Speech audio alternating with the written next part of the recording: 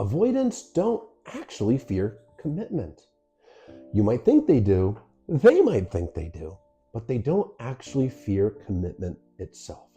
What they truly fear is vulnerability. And this fear of vulnerability can be disguised as a fear of commitment. And this is why many avoidants, especially dismissive avoidants, can commit to partners and be married and be in long-term relationships. But why are they afraid to commit to me? There's reasons for this. If you are a person that is emotionally available to them, they will absolutely have a hard time committing to you. But if you're a person that is emotionally unavailable, such as another avoidant or even a narcissist, they will easily commit to you. So it's not the commitment itself, it's the vulnerability they fear. This is a person that received consistent childhood emotional neglect, growing up in households where their emotional needs were not met at all. And when they tried to express themselves and tried to get their needs met, it was dismissed, rejected, sometimes even reprimanded. So what they learned is that being vulnerable isn't safe, expressing themselves isn't safe. It equals rejection. It equals abandonment because they get rejected and kicked to the curb if they open up.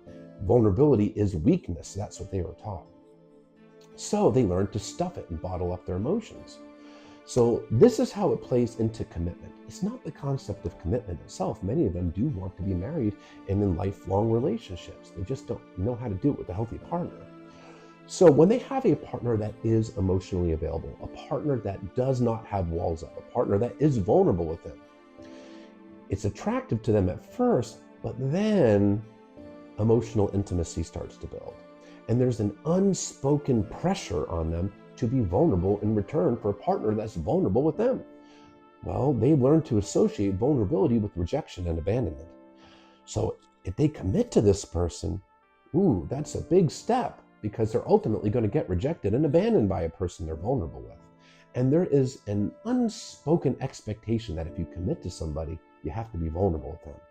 So therefore, it's not really commitment, it's the vulnerability that comes along with commitment that they fear with a partner that is healthier and emotionally available.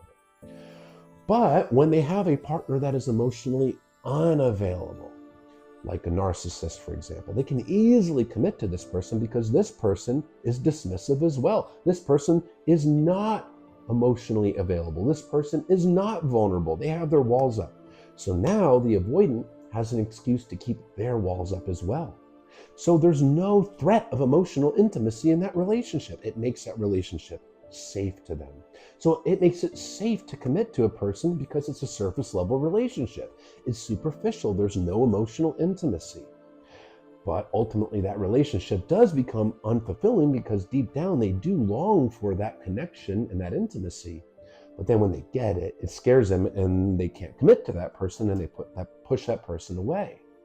But no, it's not actually the concept of commitment itself. They can commit.